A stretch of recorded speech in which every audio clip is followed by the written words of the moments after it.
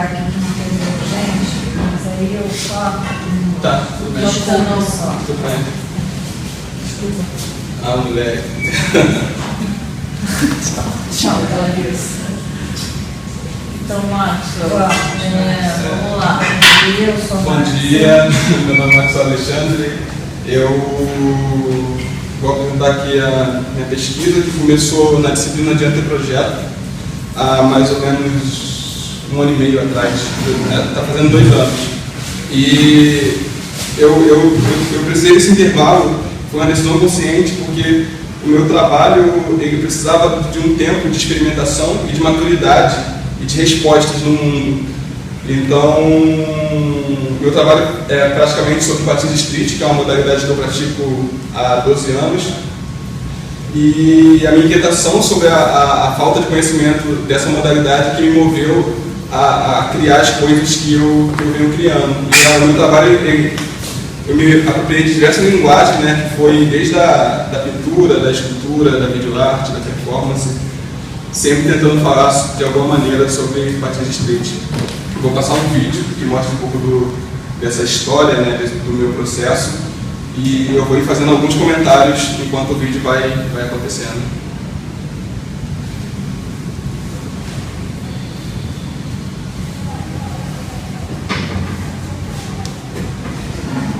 A patinação pode ter várias modalidades, tem vários estilos, tem a patinação artística, que é clássica, né, muito bonita, tem o estilo livre, tem o patins street. Ele vai receber aqui uma das feras desse esporte, que vai entrar aqui já fazendo manobra, Maxwell Alexandre. Olha só, agora você vai conhecer a história de Maxwell. Maxwell são dias, que é a profissional sobre eu. Estou falando de Maxwell Alexandre. Uma das grandes revelações aqui da vacina é o Maxwell. E aí, há quanto tempo você está patinando por aqui? O amor pelo esporte começou com os jogos de videogame e ganhou fôlego nas pistas no aterro do Flamengo, na zona sul do Rio de Janeiro. Do you see yourself as a mother of the children? O primeiro patins que Maxwell ganhou custou R$10. Na época ele tinha 14 anos. Foi por causa dos patins que Maxwell fez uma das manobras mais importantes de sua vida. Entrou em uma faculdade particular e conseguiu bolsa de estudo. Professional inline skater Maxwell Alexandre é o neighborhood de Israel. Ao vivo, hein? Cuidado, hein, Maxwell? 11h47.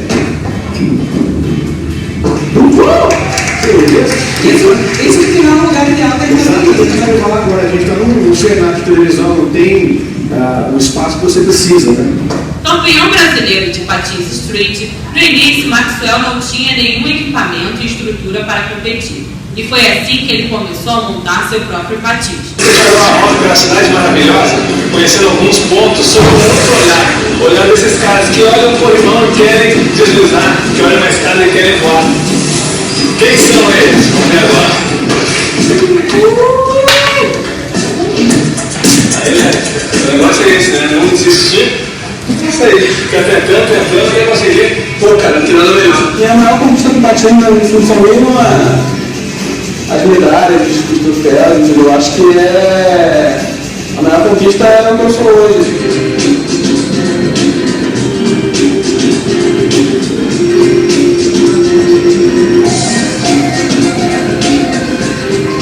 A patinação, que a patinação pode ser uma coisa do gelo, uma coisa dele, ela chama patinação estranha. Como que é um patins street? Qual é a diferença dele em relação às outras modalidades? Bom, como vocês puderam ver, eu passei grande parte da minha vida tentando explicar sobre o que eu fazia. Não por capricho, mas por uma vontade social mesmo do outro querer saber o que a gente faz. Então, na escola, no trabalho, na faculdade, no exército, em qualquer tipo de rede, essa pergunta chegava até a mim. Só que eu nunca sabia explicar o que eu fazia, o que era o patins street. Isso se dá porque existe um gap na mente das pessoas quando você fala de patins street. Porque o conceito de patinação ainda está muito vinculado ao transporte e ao lazer. Então parece inconcebível a imagem do patinador fazendo manobras para as pessoas. E isso é que eu vi na prática, porque quando eu estou na rua, descendo um corrimão ou pulando uma escada, as pessoas desacreditam. Eu, nas minhas primeiras pesquisas, então, tentei chegar numa definição do que seria o patins street, e a definição é a seguinte: patins street é a ressignificação do espaço urbano através do seu uso inapropriado por meio de manobras. Essa definição, a princípio, parecia dar conta para mim, Mas quando eu encontrava o Genjuno na rua e ia explicar para ele, carecia de alguma coisa, acho que precisava de alguma coisa, ainda era muito subjetivo. E por incrível que pareça, a assimilação mais rápida para uma pessoa leiga sobre o que é patins de street, quando tudo estava errado, eu falava, é tipo skate, só que de patins. Aí a pessoa ia e pescava. Um dos motivos principais para o patins de street não ser reconhecido é que não existe uma coerência interna nem entre os praticantes. O nome da modalidade oscila, então uns chamam de patins de street, outros chamam de aggressive inline, rolling, freestyle, enfim. E a gente então chegou numa anuência de que o nome seria patins de street, e para ratificar isso eu desenhei essa marca, pegando carona no logo do WhatsApp, né? E essa marca serviu como campanha para uma ação no Facebook, onde eu criei uma página, os patinadores tinham que enviar vídeos de celular do seu cotidiano como patinador, com essa marca como vinheta. Em poucos meses, a página já tinha mais de 2.000 seguidores, mais de 100 vídeos na conta. A hashtag Patins de Street teve uma ativação instantânea por conta disso. E eu disponibilizei também a marca como um bem público para a comunidade do Patins de Street. Então o pessoal confeccionou camisa, fez tatuagem, usou como tela de fundo do celular. Eu acho que foi uma ação que deu muito certo para ratificar o nome da comunidade.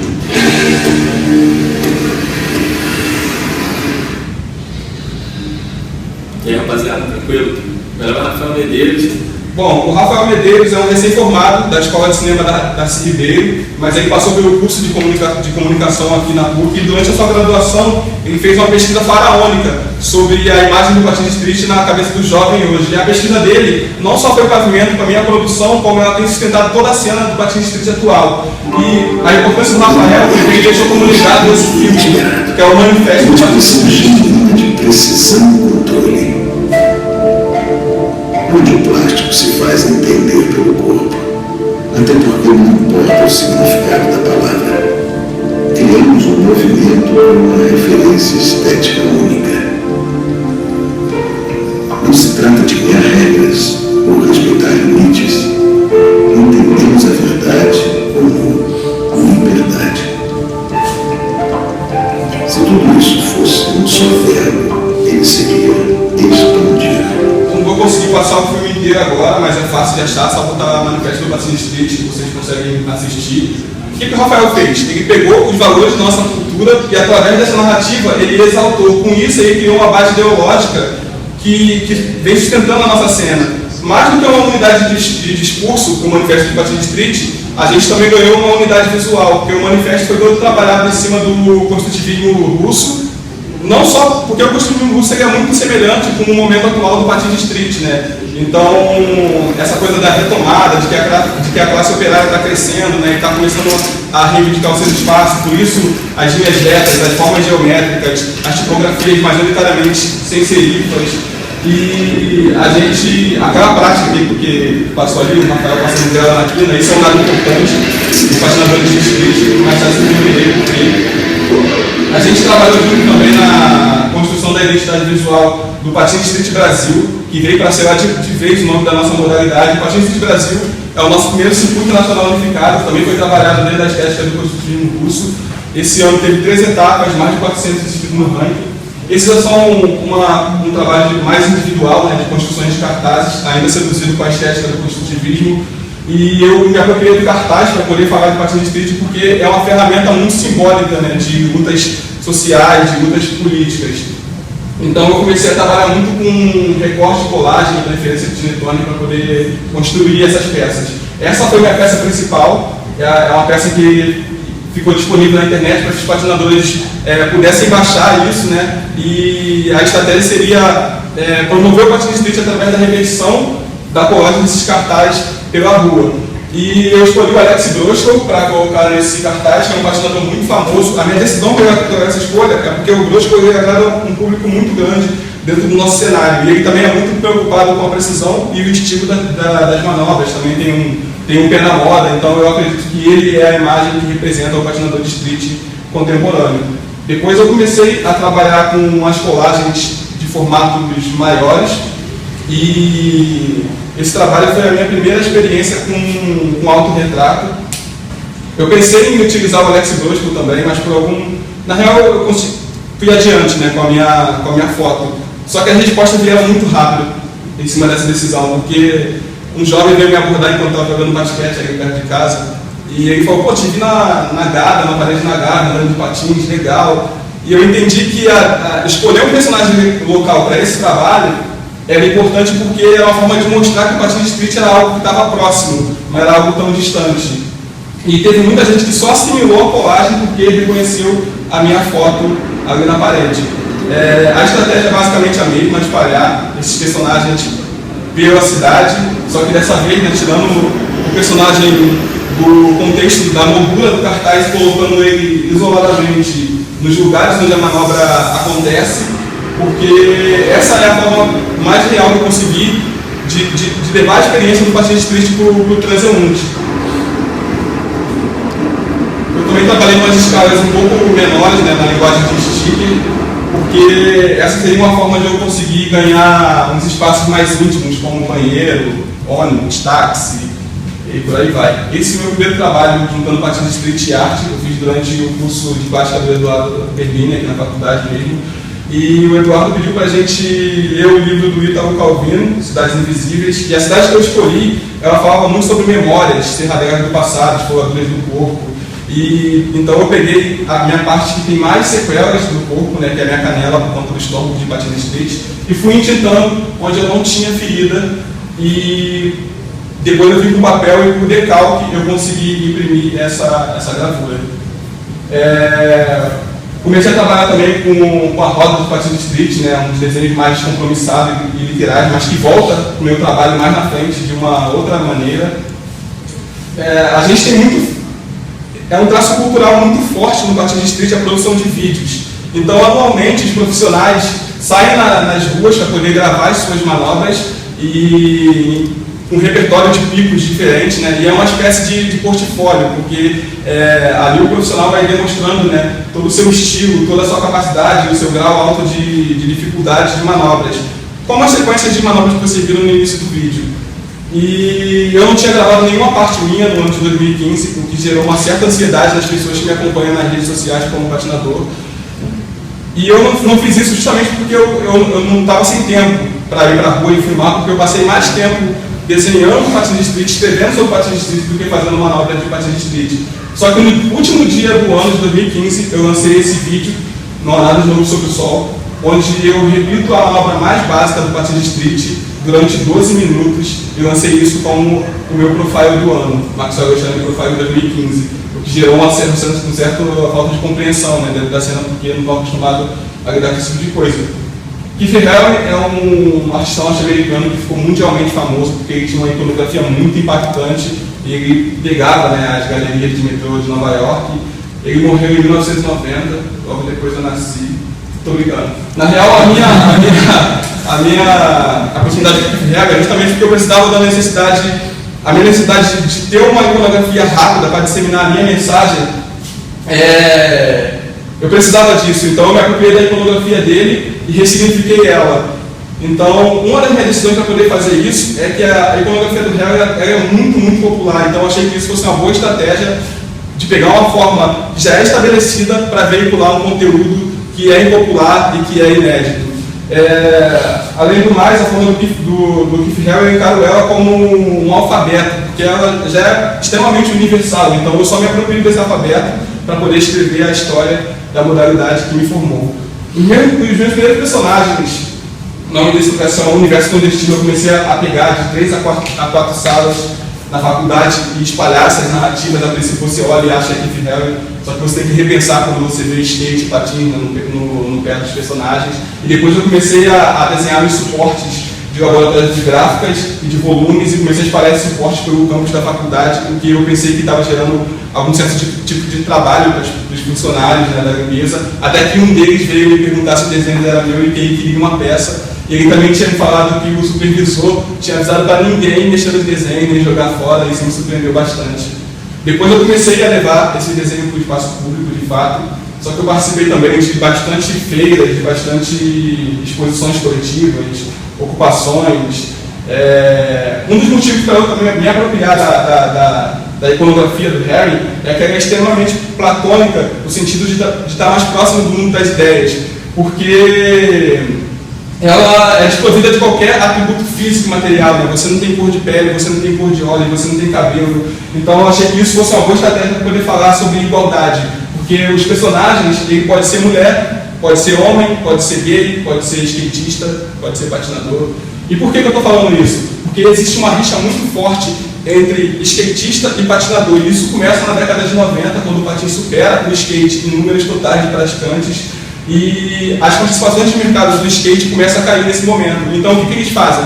Sendo a indústria do skateboard hegemônica dentro desse cenário e tendo influência, eles usam dessa influência e do dinheiro que eles têm para atribuir ao patins street uma imagem pejorativa que vem perdurando por uma geração. E qual é essa imagem? A imagem do gay. Ser gay na década de 90 era uma coisa extremamente árdua, ninguém queria essa imagem. Então, isso foi um dos maiores fatores para que o patins street seja entendido como uma coisa gay, uma coisa feminina, e não tenha adeptos de praticantes. E eles vêm usando dessa estratégia até hoje, de uma forma velada. A indústria do skate é uma das indústrias mais machistas e homofóbicas que eu já conheci. E eu comecei a usar essa narrativa, criei uma conta no Instagram, onde eu pude ter um feedback imediato, né, dos comentários dos skatistas sobre o que eu estava fazendo, que eu estava mostrando ali um conteúdo que é latente e que até os patinadores desconheciam sobre isso.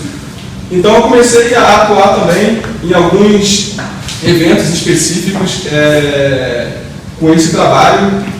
Eu fiquei sabendo, né, eu falava também muito sobre igualdade, porque tem essa questão da vela, né, na pista, é uma coisa que causa muita rixa, porque o skate ele é de metal e o patins é de plástico, então você precisa de vela para poder fazer as coisas deslizarem. Esse foi um evento do Washington Surf, onde um dia anterior eu peguei e desenhei os personagens e os skatistas marcaram com X. Essa foi mais uma oportunidade que eu pude mostrar os meus desenhos em um evento também de skate, surf e bodyboard. E eles interviram nas minhas obras com batom, escreveram viadinho aqui, botaram um lacinho no patins, botaram uma vagina no patinador, né? Enfim, são coisas que realmente acontecem. Exposição cínica foi uma exposição de assalto que eu fiz aqui na faculdade, podemos dizer assim. Eu observei os quadros ociosos do edifício do Cardeal Leme, no 6º andar. Então eu medi os quadros e fiz as pinturas específicas para esse quadro. Fui e ocupei sem autorização nenhuma e comecei a colar os cartazes e fiz um evento no Facebook e convidei meus amigos como se fosse uma exposição institucional da PUC, mas não tinha aval, e os desenhos estão lá até hoje. É claro que roubaram alguns, né?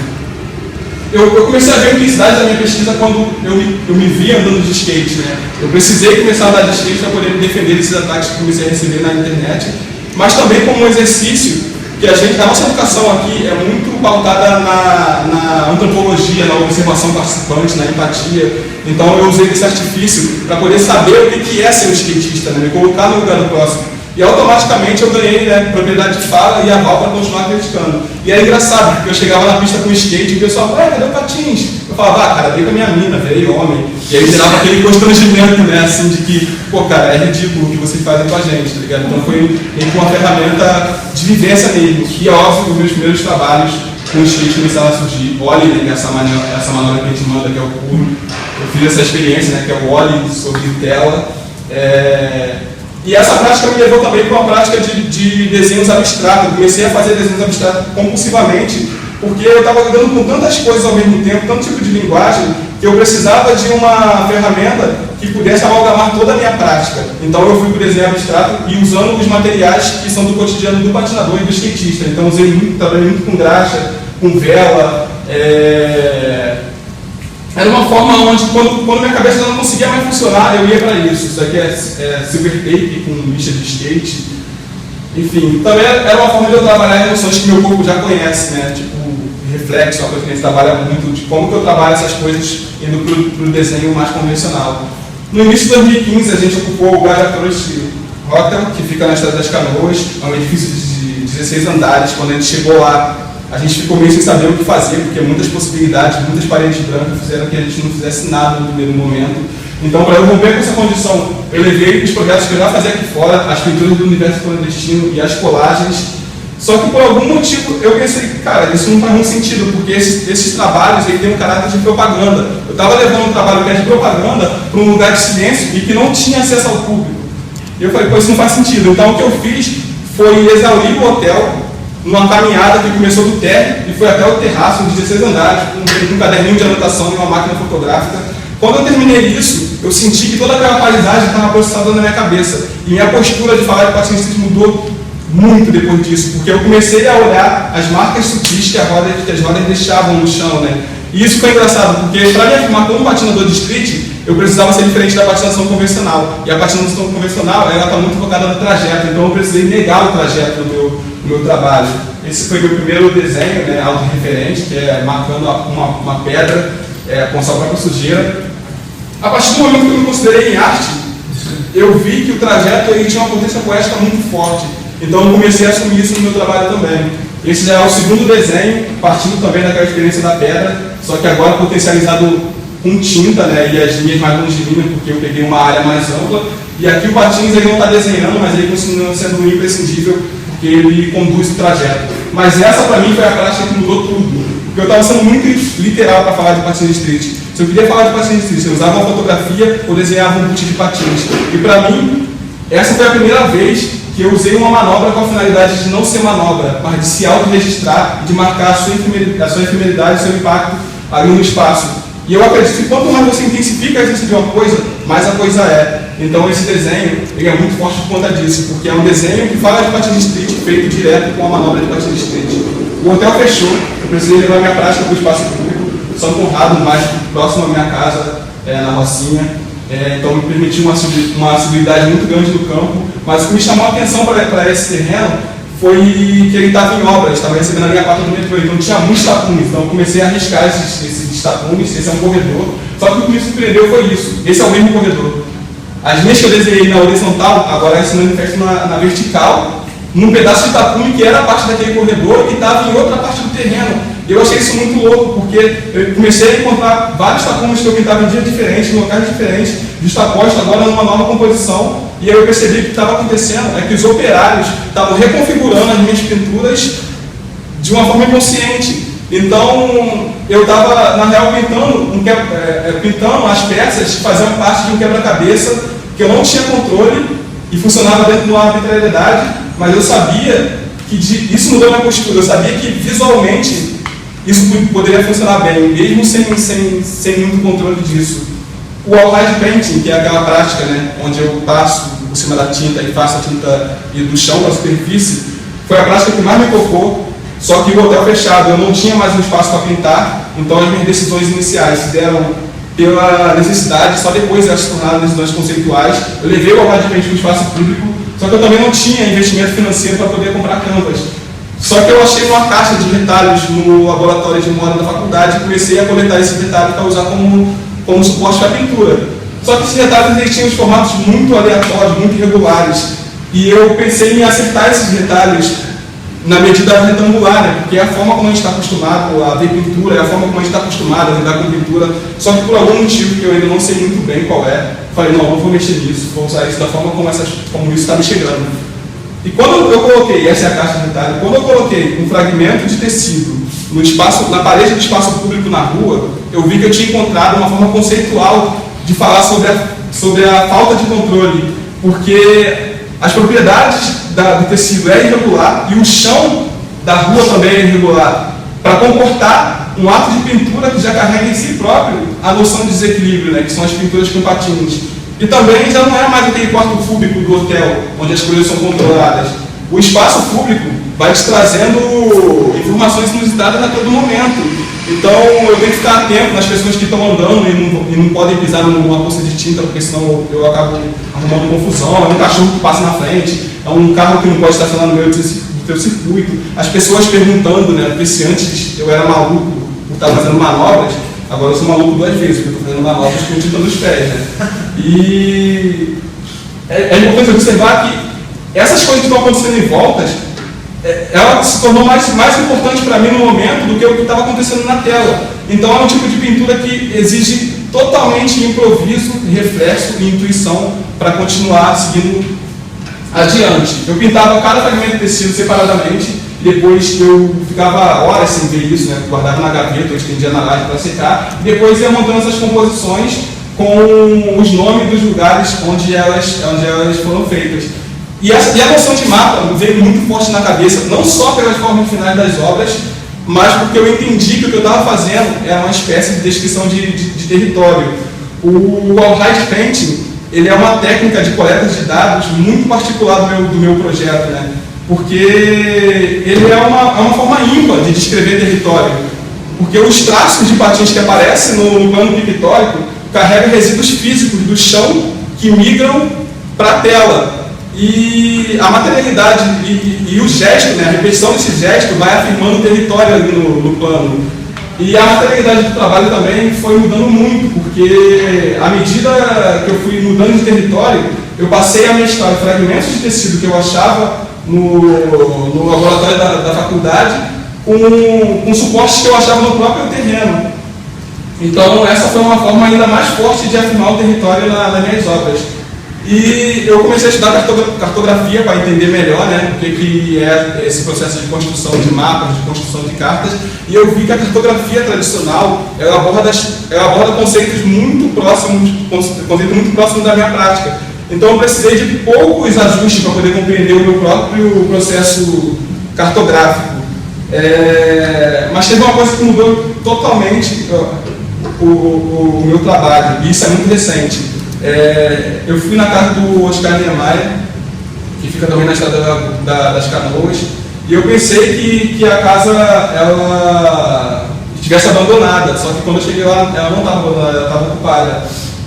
Então eu resolvi não usar tinta para não vandalizar o lugar. E isso mudou completamente, porque eu ficava mexendo, eu ficava passando por cima dos suportes. E mais tarde, o suporte só era marcado pela sujeira do local, né? Quando eu peguei esse fragmento de pintura, depois eu olhei, eu vi que as informações não estavam em algum suporte.Ó que eu sabia que ela estava, porque o gesto ele acontece independente da tinta. Eu percebi que na minha prática, a tinta, ela só serve para fazer a comunicação visual daquilo que a gente não pode ver. E, sei lá, Walter de Madeira dizia, né, que o invisível é real. Então, eu pensei, cara, eu não preciso de tinta. Só que pensando por essa via de que o invisível é real, eu não preciso nem de patins. Um fragmento de tecido numa parede de um terreno, durante uma quantidade significativa de tempo, já consegue captar a atmosfera do lugar. E ele já se torna testemunha das coisas que estão acontecendo ali. E eu consegui ratificar, eu encontrei um paralelo disso na ciência. Quando eu fui na apostila de cartografia, eu encontrei uma prática que a ciência usa chamada sensoriamento remoto, que eles vão espalhando equipamentos tecnológicos, sensores, coletores que vão captando energia solar, energia eletromagnética. E aí eu percebi isso, eu falei, cara, tipo, o Canvas na minha prática ele é um sensor, não é um sensor tecnológico, não é um sensor rudimentar, mas ele é sensível também, ainda mais quando a intenção de que você quer que aquilo dali apareça, está impregnado no ato, né? Então eu mudei de estratégia, eu comecei a espalhar esses fragmentos de tecidos no terreno como um sistema de coleta de dados, né? E pensando que eles tinham que operar já nesse sentido. E isso mudou muito, porque agora ele não só capta a essência do lugar, como ele fica vulnerável a intervenções de terceiro, como ele fica vulnerável também a acidentes naturais do próprio terreno.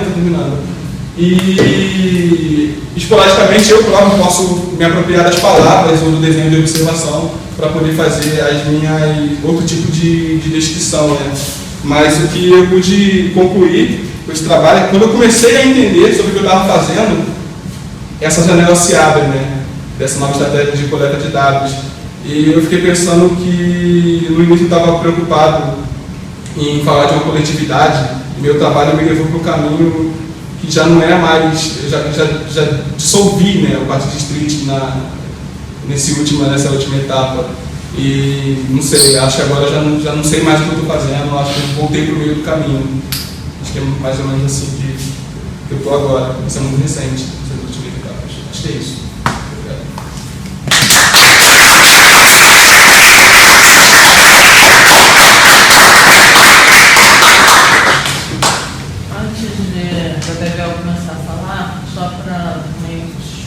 Os convidados entenderem, a gente tem um terceiro convidado, que é o Fernando Cogarani, que infelizmente infelizmente ele não pôde estar aqui com a gente sentado, porque ele teve que fazer uma viagem para Brasília, e ele vai mandar o parecer dele por escrito para a gente, e a gente vai entregar você.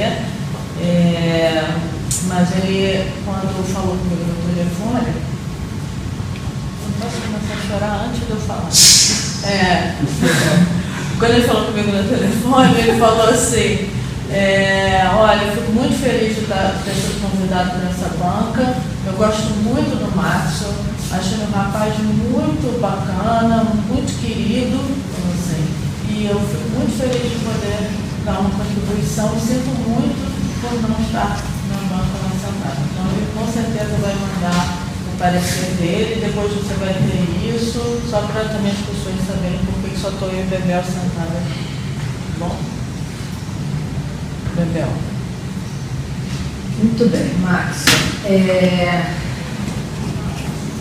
Enfim, o Fernando não pôde estar aqui, né? Eu adoraria ouvi-lo, até ficamos preocupados, eu e Roberta, né? Se o Fernando certamente vai, não sei se ele vai conseguir se conter no tempo, né? Então, isso até que foi bom. Se ele mandar 20 páginas escritas, não tem problema. E eu aqui também vou tentar me organizar, mas é mais fácil para mim, porque na verdade eu vou falar de coisas que têm mais a ver com o processo e seu trabalho, que é muita coisa, né, que a gente poderia dizer do que você apresentou. A primeira coisa que eu gostaria de apontar é que ontem nós tivemos alguns trabalhos, alguns projetos apresentados em que a natureza deles, né, não era uma coisa não exatamente parecida, com nada a ver com o que você faz, mas assim, no sentido do que é o projeto, o que é o trabalho, né, alguma coisa, alguma produção que se apresenta, né, num curso de design. Infelizmente, assim, eu me interesso muito por isso, né? A Roberta compartilha comigo essa ideia e a gente se desafia, né? Tem umas certas ousadias e cara de pau, assim, de abrir espaços para coisas que não são aquelas, né, carimbadas como design. E até uma ocasião eu estava com Cláudio conversando sobre se a gente abre aqui um curso de artes visuais, não sei o quê, levantando essa hipótese, eu disse, até que ele conversa sobre isso com o Camilo Osório, né?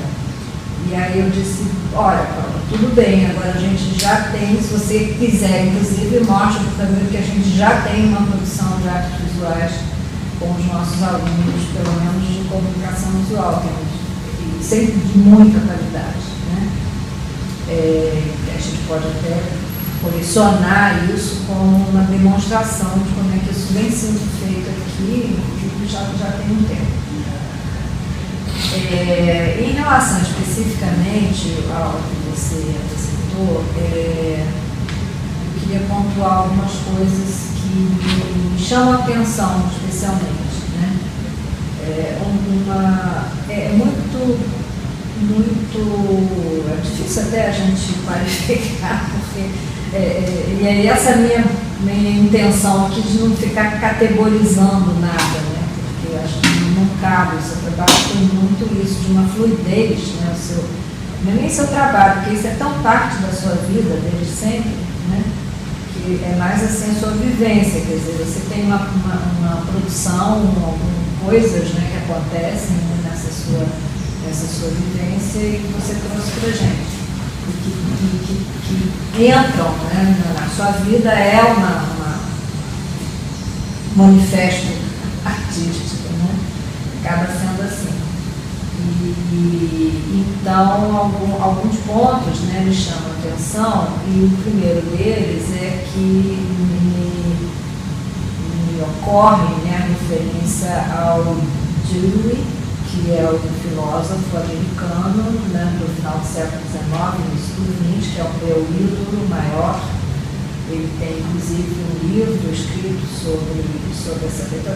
O que ele traz, principalmente, assim, resumindo muito, né, ele faz uma revolução, né, com as propostas dele, propõe uma revolução no ensino, né, quando ele diz que, contrapondo exatamente o ensino tradicional, que o aluno é um zero, né, o professor vai encher aquela caixa que estava vazia, não sei lá, ele traz a valorização da vivência, né, e que, na verdade, formação de conhecimento é uma coisa que a gente falou hoje meio óbvia, né, mas naquele momento não era tão óbvia e não é tão óbvio para certas pessoas, né, a formação de conhecimento é a vida, né, vida igual à formação de conhecimento, e, portanto, é uma coisa permanente, ou deve ser permanente,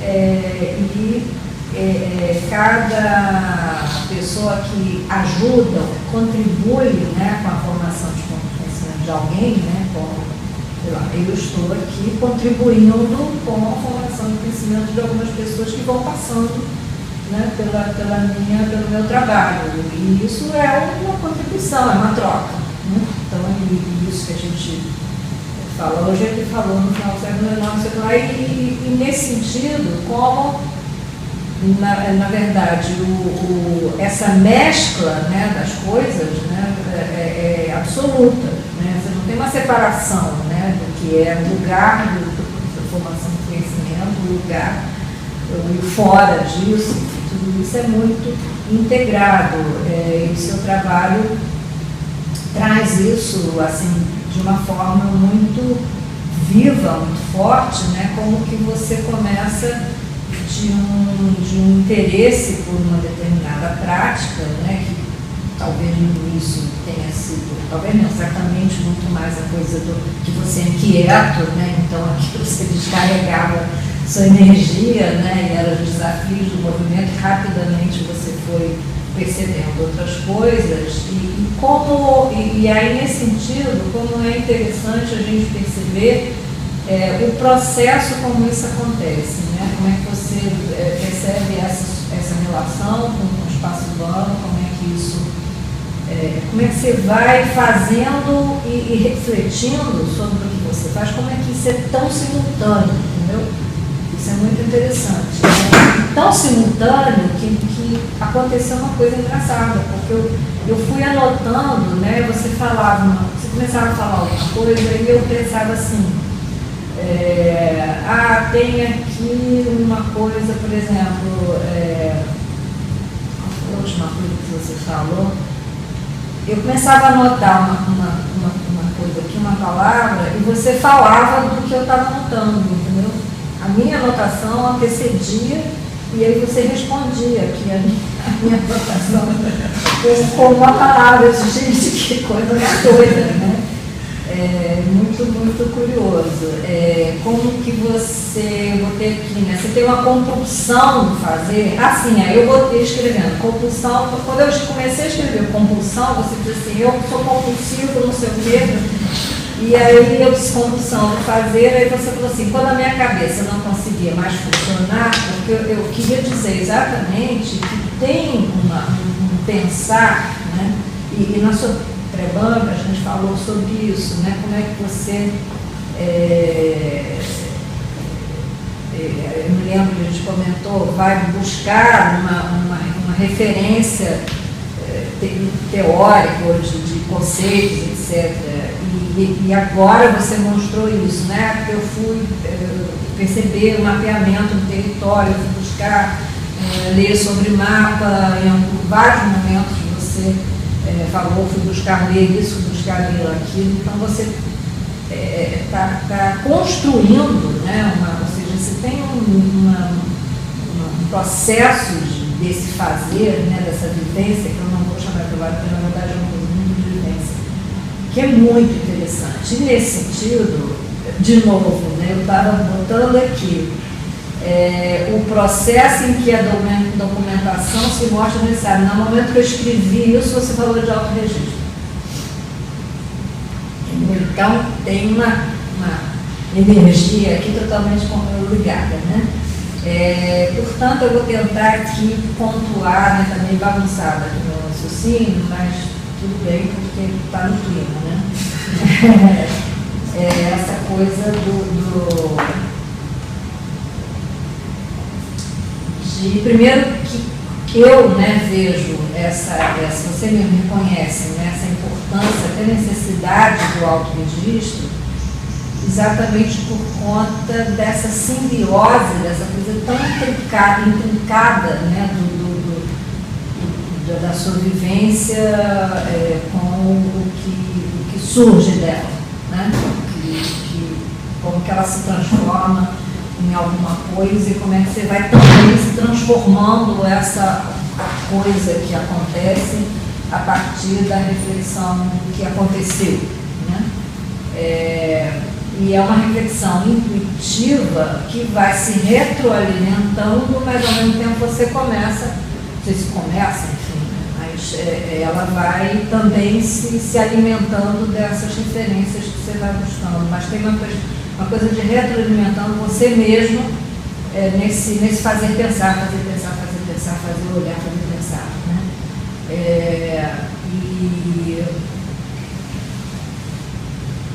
E como que essa vivência assume, né, essa plasticidade que vai se modificando. Você terminou agora dizendo, isso eu estou nesse ponto, eu não sei mais o que eu faço. Você sabe perfeitamente o que você faz, só que é tão vivo, né, é tão intuitivo, mas ao mesmo tempo... É porque a intuição, ela é alimentada, assim, né? A intuição não é uma coisa do Espírito Santo, né? A intuição é o tal do insight, né? Enfim, é alimentada e ela vai se formando, né? Ela vai se alimentando de vivências e de leituras, etc. e tal. Então, isso é muito presente, né, no seu trabalho. Eu acho que eu vou parar por aqui, porque realmente acho que o mais importante eu já falei, mas voltando ao ponto inicial, só para fechar, né, quando eu disse dos trabalhos que a gente viu ontem, né, e que já acontece no plano das artes visuais, mas não é só isso. É uma questão, é um ponto que interessa muita gente, de dar espaço, né, para esses trabalhos, porque isso não só nos desafia, né, a saber o que é isso, por que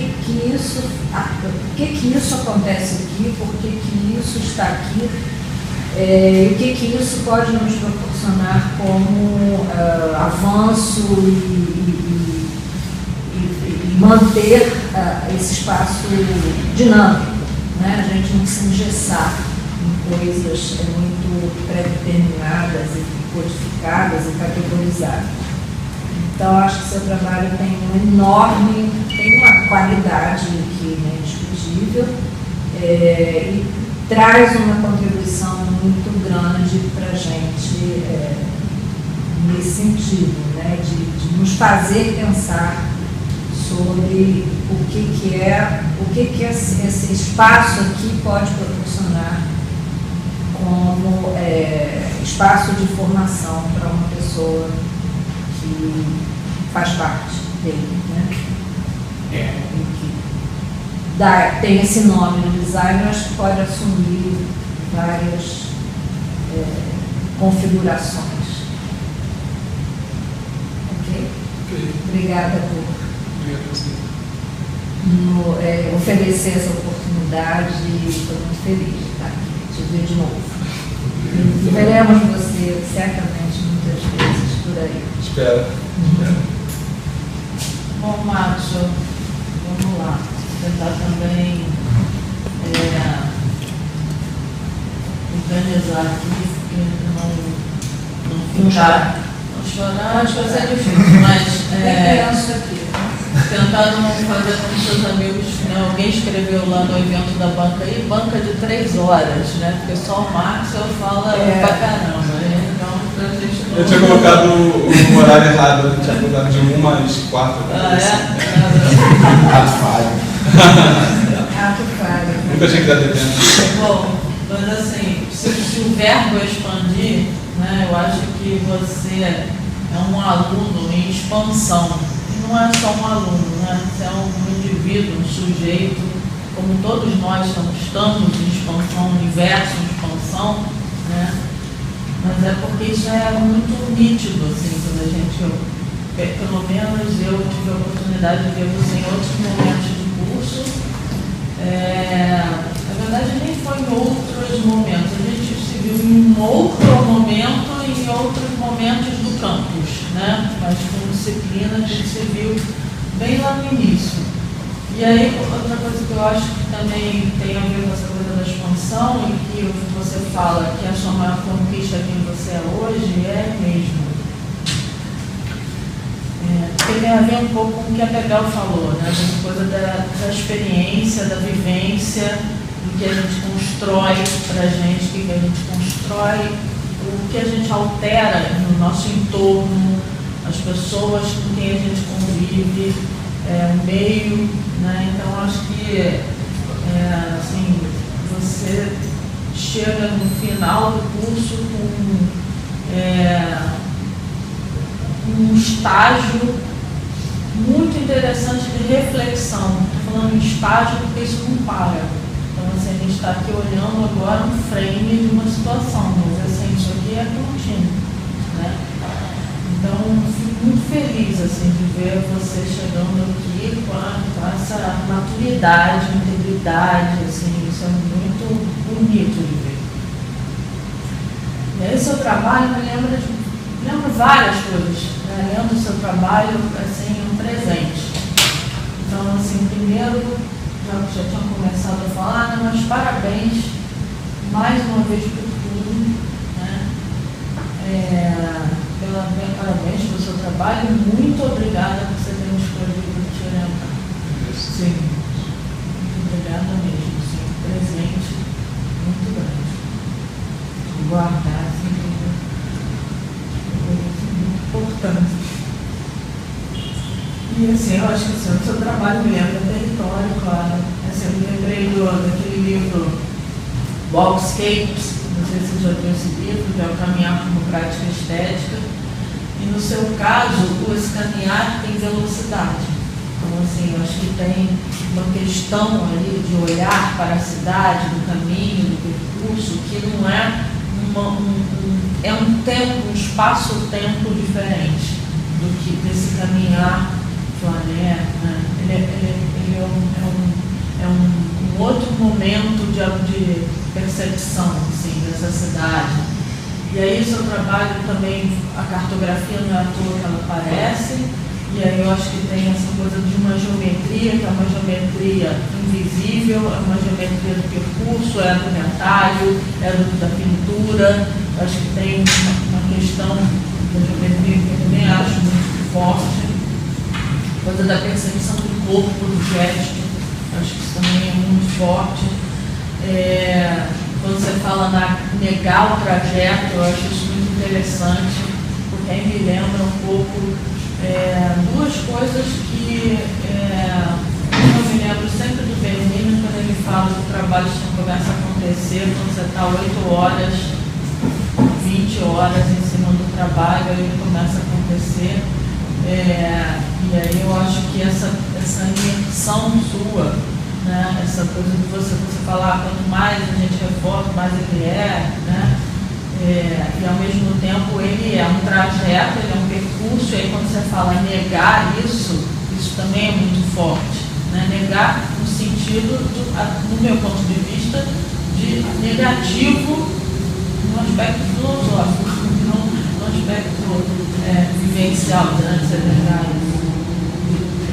E aí eu achei que tem uma coisa também que você no vídeo, né, que você entregou para a gente, né, que você fala da sua conversa com o Bernini também, da percepção do que está em torno, né? Muitas vezes a gente está olhando o trabalho, está olhando o desenho e não vê o que está em torno, né? E aí você no vídeo exatamente mostra o que está em torno, né? Você está mostrando o tempo todo o que está em torno. Então você, na verdade, estava vendo o entorno o tempo todo, ele só te chamou a atenção para uma coisa que talvez você não estivesse olhando naquele momento.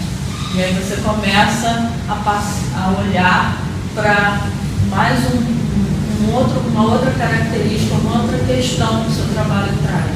Então, esse seu poder de reflexão contínua, isso é muito bacana ver. É muito bacana ver você chegar aqui e falar assim, eu aí encontrei a casa do Niemeyer e a tinta agora não existe mais, e começa um outro momento desse percurso, né, investigativo, que é, sei lá, você nasceu, sua mãe acho que pariu você com rodas, então você vai, né, a vida toda agora, que daqui a pouco o patins não vai mais existir enquanto objeto, mas essa coisa ela vai existir, assume uma outra forma.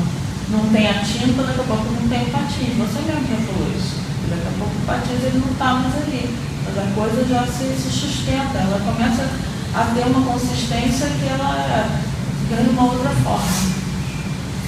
Então, para tentar ser rápido, eu queria só falar duas coisas. Uma é que eu me lembrei também muito do Manzini, que é um autor que fala lá de questões relativas do design como meio, e ele fala que uma das coisas, que ele fala assim, que a gente vive momentos de múltiplas crises e que às vezes a gente fica numa armadilha dessas crises.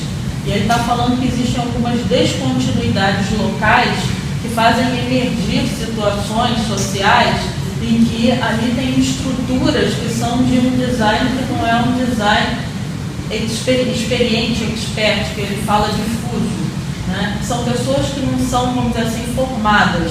Se ele diz treinadas, eu corrigiria para autoeducadas, como o Sean diria, né? Então, acho que quando ele diz que existem essas descontinuidades locais, ele fala que o design participativo, ele fala que o design é um caminho, é um meio para isso, para ser possível essa ligação entre essas pessoas que são experientes na área, vamos dizer assim, e essas outras que estão fazendo design, mas é um design não da maneira como a gente está falando aqui dentro, por uma questão só de nomenclatura, eu acho, talvez formal do campo, né? E aí ele fala também nesse desenho dele, né, do design ativista. E eu acho que o seu trabalho tem isso, que é uma espécie de guerrilha, né? Esse ativismo que você encontrou no patins, na verdade, é, de certa maneira, um artifício temporário. Daqui a pouco não é mais ele, é mais alguma outra coisa que está acontecendo aí. Só precisa prestar atenção. E aí eu me lembro de você, no segundo período, numa aula que eu estava falando de cor, e aí a gente estava falando de impressão RGB e CMYK. E aí eu falando de que o sistema de impressão era CMYK e que o arquivo deveria estar em CMYK para se fazer essa impressão. E aí você falou assim, mas eu tenho um professor que falou para mim que a gente faz impressão em RGB. Aí eu falei assim, não é impossível imprimir em RGB, só que você não está tendo controle do que está acontecendo com o arquivo, porque a tinta que está lá na sua impressora não é CMYK, aí você falou assim, mas ele falou para mim que é RGB. Aí eu falei assim, eu não estou aqui para te provar nada. Eu não tenho que ficar aqui te provando que é CMYK ou RGB. Tudo bem, você acha que é RGB? Começa a fazer sua impressão em RGB. E naquela hora eu fiquei assim, putz, grila esse garoto, né?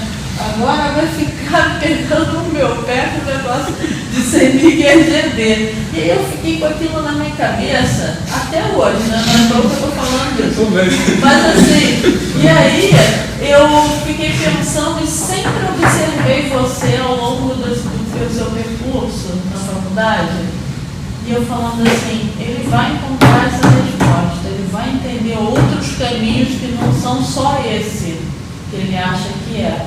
E eu acho que o mais legal do que aconteceu com você foi isso, que você é uma esponja.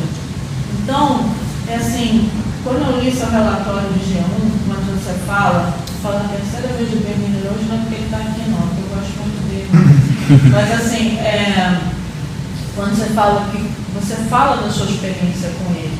E aí, quando eu li isso, eu falei assim, graças a Deus que a gente tem, né, Berliners, Caduz, Isabel, Robertas e pessoas que podem chegar e dar espaço, Sheila, exatamente, eu tinha lembrado dela, esqueci de falar. E outros mais, não estou querendo ser injusta de não falar outros nomes, mas a gente tem várias pessoas aqui, né, e que vão cutucar pessoas como você. E que assim, é muito lindo ver você falar porque Platão disse isso, porque fulano disse isso, porque o Benino disse isso, porque o Copiarari diz aquilo, porque a Lígia, porque, sabe, porque você vai falando com uma naturalidade, incorporando isso, sabe, e aí eu falo assim, ele entendeu que não existe uma verdade, entendeu?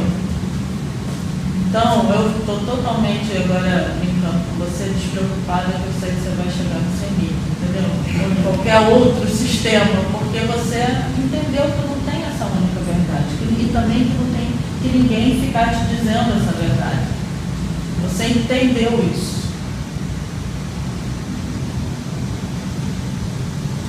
Tá? Parabéns pela segunda, terceira, quarta vez. Muito bom. Obrigada. Eu vou perguntar só uma coisa, rapidinho. Se você não dissesse que ia comentar, eu diria. Não, mas eu não vou. Não. Sério, eu vou ser muito sucinto. Eu acho uma coisa que eu achei bonita é quando você termina a apresentação justamente com o trabalho que você não tem total controle sobre ele. É um trabalho que você não tem ainda certeza absoluta sobre ele.